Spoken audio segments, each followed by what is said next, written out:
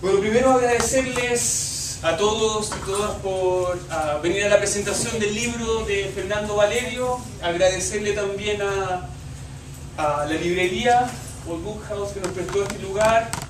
Por supuesto a ustedes por estar acá y sobre todo a Fernando por escribir el libro. El libro que acaba de salir de la República Dominicana y que está a la venta en las mejores librerías de Fort Collins, o sea, esta librería. La librería está a cargo de la venta de los libros, entonces si quieren pueden tomar un libro acá y comprarlo en la entrada de la librería y no usar salidas alternativas sin pagar, por favor. Por muy amigos que se consideren de Fernando, you need to pay for the book. No, pero ahí está el libro, por supuesto se lo recomiendo y simplemente el formato es tenerlo ahí. La idea más o menos es hablarles un poco del libro de Fernando y sobre todo que Fernando lea parte de su libro, que lo introduzca y que también después podamos hablar, si es que quieren, con Fernando. Bueno, algunos conocen más o menos la obra, el trabajo de Fernando y su último libro, Retratos, tiene una de las características que tal vez es una de las características de Fernando, que es un poema con muchísimos tipos de poemas. Esa es una de las magias que tiene Valerio, es ser capaz de escribir de diferentes maneras, de diferentes ángulos y hacer que la poesía siempre esté funcionando, lo que siempre ayuda a la lectura, porque uno lee 10 poemas y después es como si apareciera otro poema, otro poeta, 10 poemas, otro poeta, etc. Y la sensación que da siempre reconfortante, gratificante, etc. Curiosamente, un libro que tiene muchísimos poemas sobre la muerte. Tal vez una de las reflexiones que está más en el libro de Fernando es una reflexión honesta sobre la muerte, la función de la poesía con la muerte, qué es lo que podemos pensar sobre la muerte, etc. Un poeta amigo mío que murió y no ha muerto, me decía que la poesía siempre se tiene que referir a la muerte, aunque sea hablando de una hormiga, pero la muerte tiene que estar de alguna manera en los poemas, y creo que Fernando tiene esa cualidad de no nombrar lo innombrable, pero está siempre presente en sus poemas. Y a pesar de tener no una, sino 2 notas suicidas, el poemario es un poemario que en última instancia reconforta leerlo. Tiene sus oscuridades, tiene sus profundidades, pero uno lee los poemas de Fernando y siempre tiene ironía, absurdo, sequedad y sobre todo honestidad en la escritura, que es lo más difícil. Por un lado es un sentimiento muy individual, personal, íntimo, y esa misma intimidad es la que lo hace muy universal. O sea, son poemas donde las reflexiones son personales y en esa personalidad creo que es mucho más universal. El poema sobre el blues es uno de los poemas más lindos de la colección llena de poemas lindos. Es un concierto en Avogadros, que nosotros conocemos, donde una cantante está cantando sus canciones de blues. La sala está vacía, como suele ser en los conciertos, desafortunadamente, pero este artista canta canciones tristes sin nadie sonriendo.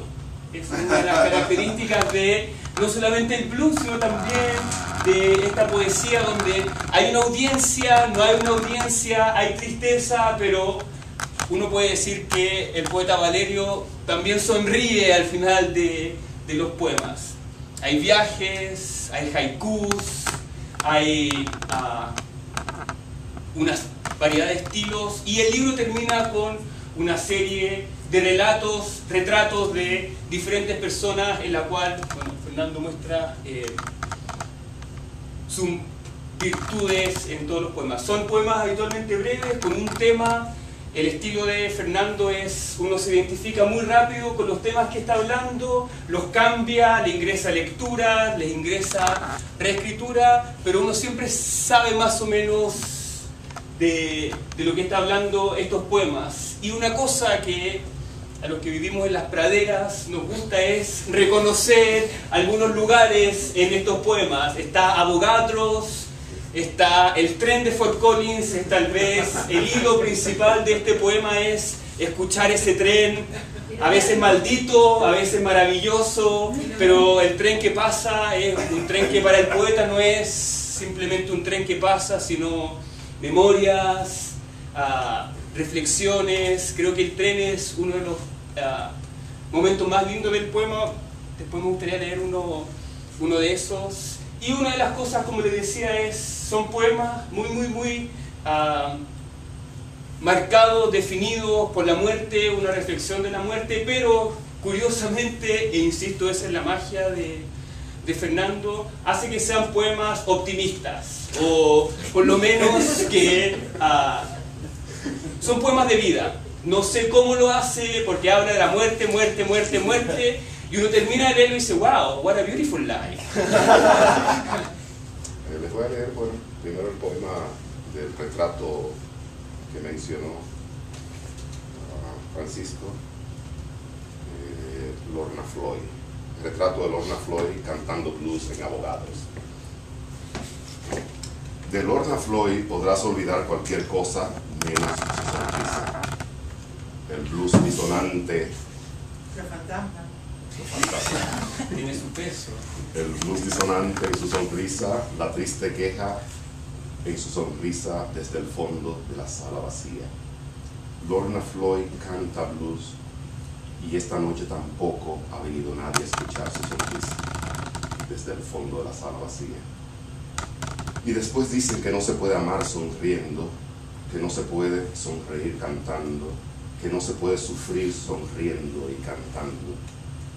Lorna Floyd canta blues y en la mirada o en el pelo revuelto de ángel rural, en la manera tan particular que tiene de desordenar mi corazón, con su desafinada melodía, algo me dice que Lorna Floyd es la muchacha que yo amo en la sonrisa desde el fondo de la sala vacía.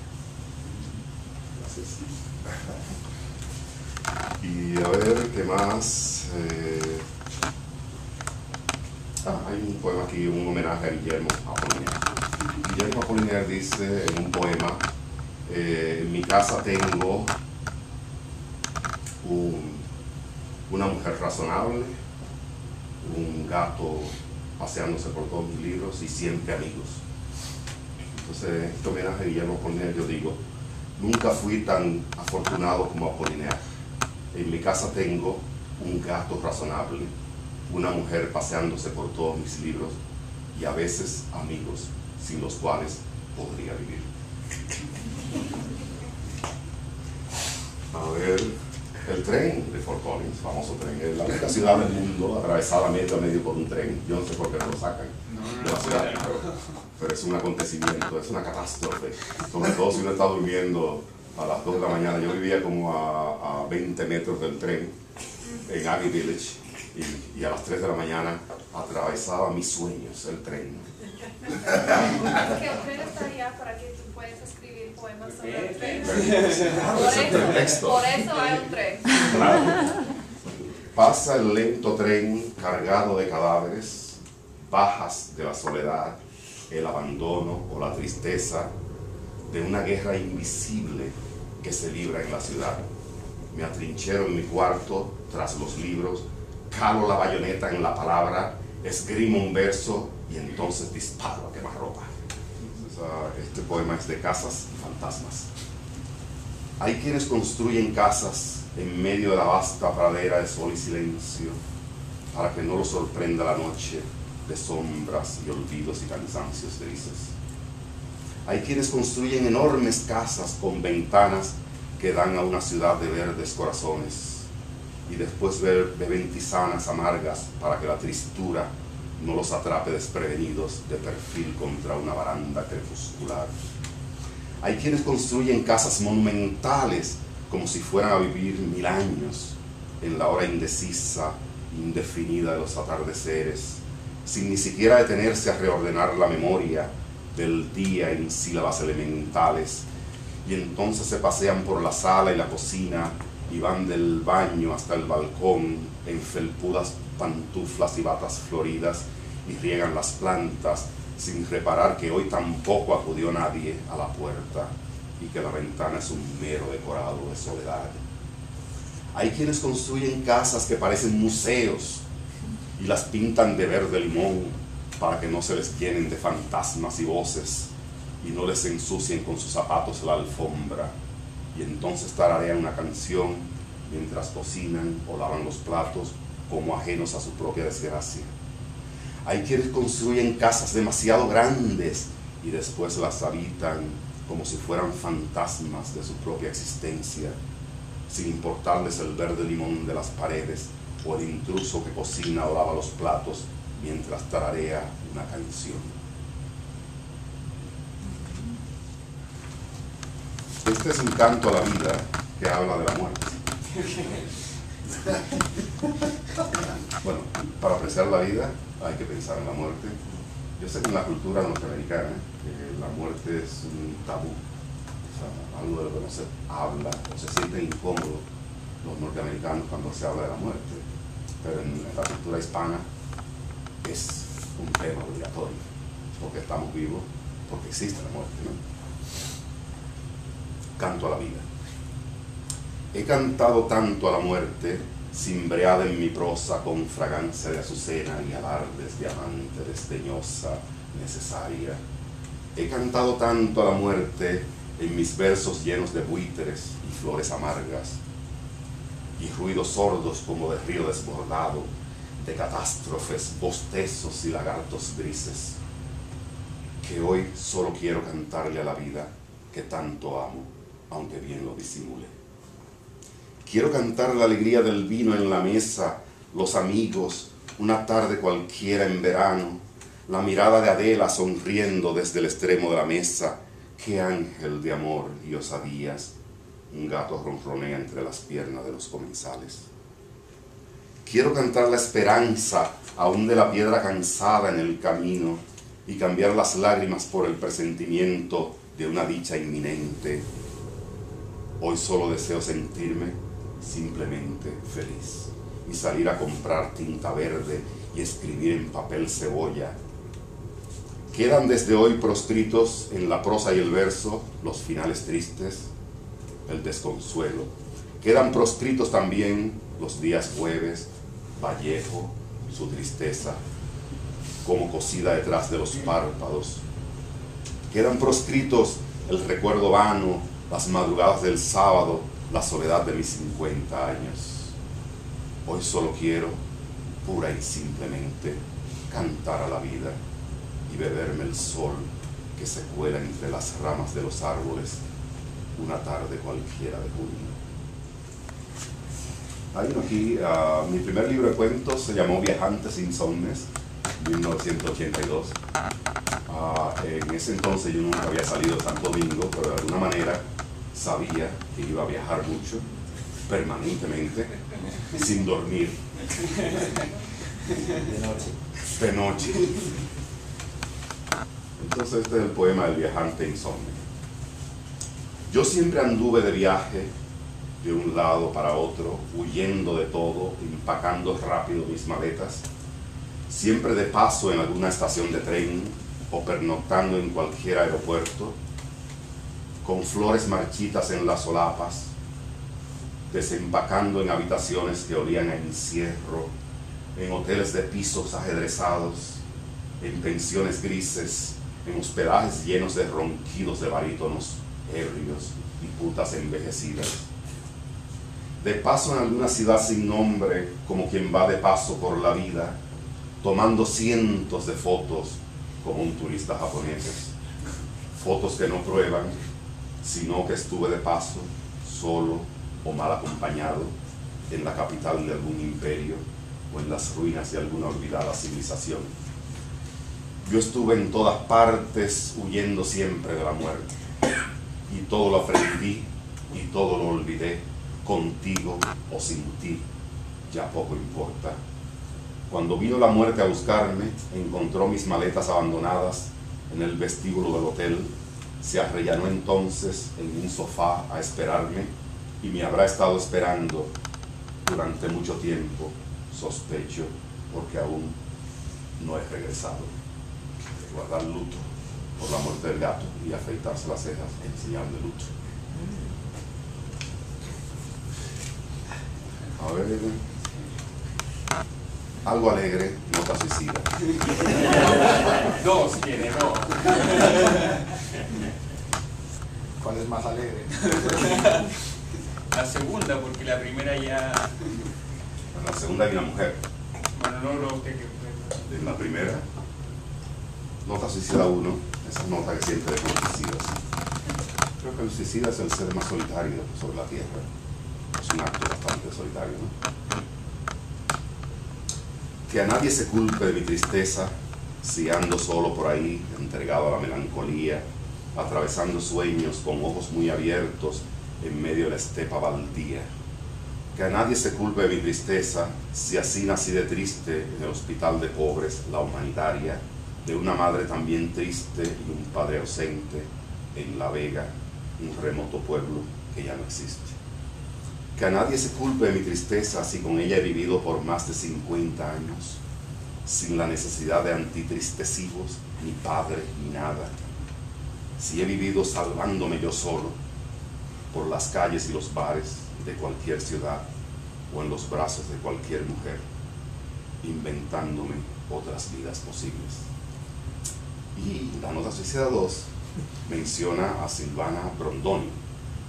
Que no se culpe a Silvana Brondoni de mi vasta tristeza y desaliento, ni al concierto número 3 de Rachmaninoff, que levanta el vuelo en sus manos, en sus hombros desnudos y en su aire de distracción. Que no se culpe al tiempo emposado en la pupila amarga, como una catástrofe de hojas de otoño y cuervos enlutados en la estación del deseo. Que no se culpe en las tardes atonales de una casa que no tuve y recuerdo, donde un niño descalzo bastante tuvo el pobre con su hambre. Que no se culpe injustamente la mandorla mística en mi rostro cetrino o el adagio que ahoga mi corazón. Sucede que con el paso de los años me he vuelto sentimental, torpe. Yo soy el único culpable de mi desgracia.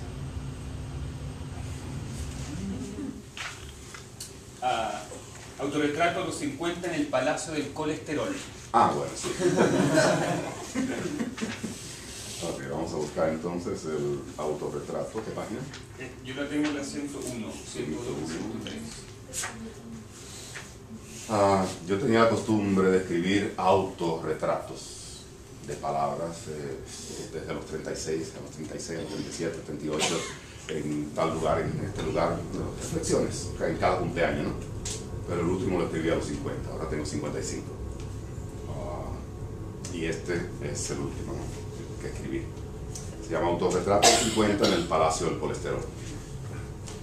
Más allá de la mitad del camino de mi vida, con el corazón ahogado en colesterol y rumores atonales, como un gran septiembre que no cesa, diastólico, calvo, ateo, me temo que he hecho una costumbre del vino barato y las mujeres fáciles, de la buena comida y la música flébil, de la mala prosa, la porfía, los relojes atrasados y el recuerdo vano, y he terminado convirtiéndome en un animal melancólico, desconfiado. Mirando al espectador a través del espejo, en definidos trazos ocres y azules que fijan mi rostro en lugares distintos, me reconozco en la mirada de ese viajante insomne que exagera su dolor en la penumbra de cualquier bar.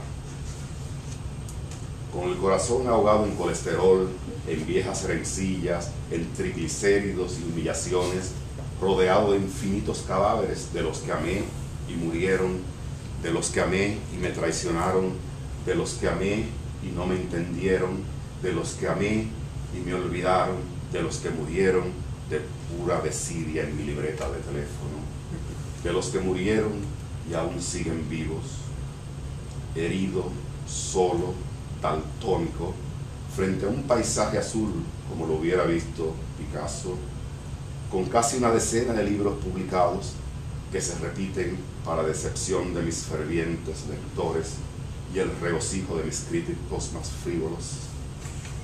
Más allá de la mitad del camino de mi vida, con el corazón ahogado en colesterol y vino, cansado de bares de mala muerte, delirando en ocres y azules, me sé condenado a una tristeza de patio de manicomio y a este septiembre inmenso que no cesa.